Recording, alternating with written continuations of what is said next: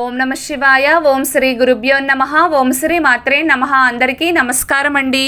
ప్రతిరోజు రాశి ఫలాలు తెలుసుకోవడానికి ప్లీజ్ మన ఛానల్ని సబ్స్క్రైబ్ చేయండి. అలాగే వీడియోని తప్పకుండా లైక్ చేసి మన ఛానల్కి మీ వంతు సపోర్ట్ ఇవ్వండి. గోచార్య రీత్యా తులారాశి వారు ఎటువంటి శుభ అశుభ ఫలితాలు పొందుతారో తెలుసుకోవాలంటే ఈ వీడియోని స్కిప్ చేయకుండా చివరి వరకు చూడండి. తులారాశి వారు ఈరోజు సాధారణమైన ఫలితాలను మాత్రమే పొందుతారు. ఈరోజు మీకు అనుకూలించే గ్రహాల సంఖ్య తక్కువగానే ఉంటుంది. కోపం, చిరాకు, ఆవేశం మించినంత వరకు ఎలాంటి ఇబ్బందులు రావు. అన్ని విధాలా జాగ్రత్తగా ఉండే ప్రయత్నం చేయండి. నిజంగా చెప్పాలంటే ఈరోజు మీరు బంధువులతో ఎంత దూరంగా ఉంటే అంత మంచిది. ఎవ్వరికీ సలహాలు ఇవ్వకండి. అలాగే ఎవ్వరి దగ్గర సలహాలు తీసుకోవద్దు. మీ మనస్సు చెప్పే విధంగా నడుచుకోండి.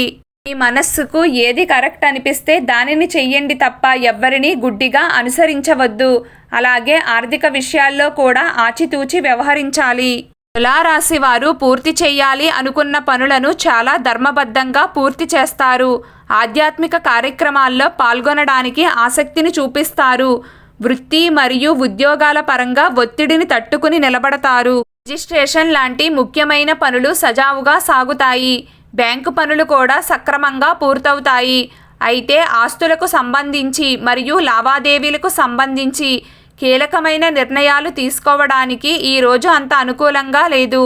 ఒకవేళ ఏదైనా నిర్ణయం తీసుకోవలసి వస్తే 1కి 10 సార్లు ఆలోచించి డెసిషన్స్ తీసుకోండి. ఈరోజు మీరు ఆర్థిక సమస్యల నుండి బయటపడడానికి ఒక చిన్న పరిహారం గురించి తెలుసుకుందాం. వీడియోని స్కిప్ చేయకుండా పూర్తిగా చూడండి. జీవితంలో తీవ్రమైన కష్టాలు వచ్చేసి ఏం చెయ్యాలో కూడా దిక్కుతోచని స్థితిలో ఉన్నట్లయితే ఇప్పుడు చెప్పే ఈ చిన్నపాటి పూజా విధానాన్ని ఆచరించండి. మీరు తప్పకుండా కష్టాల నుండి గట్టెక్కుతారు. ఈ పరిహారం మీకు 100% మంచి ఫలితాలు అందిస్తుంది. ఇందులో ఎలాంటి సందేహం లేదు. మీరు ఏం చేయాలో క్లియర్గా చూడండి. తప్పకుండా ఆచరించే ప్రయత్నం చేయండి. మీరు చేయాల్సిందల్లా ఒక చిన్నపాటి ఆంజనేయ స్వామివారి పటాన్ని పూజ గదిలో పెట్టుకుని ఆ పటం మొత్తానికి సరిపోయేలా లవంగాల దండను అలంకరించడమే. అయితే ఒకరోజు ఉపయోగించిన లవంగాలను మరుసటి రోజున ఉపయోగించకూడదు. ఎప్పటి నుండి ప్రారంభం చేసినా పర్లేదు, కానీ వరుసగా 41 రోజులు చేసే ప్రయత్నం చేయండి. మొదటి రోజు పూర్తిగా అయిపోయిన తరువాత ఆ లవంగాల దండను తీసేసి మళ్ళీ కొత్త దండను తయారు చేసుకుని వేయాలి.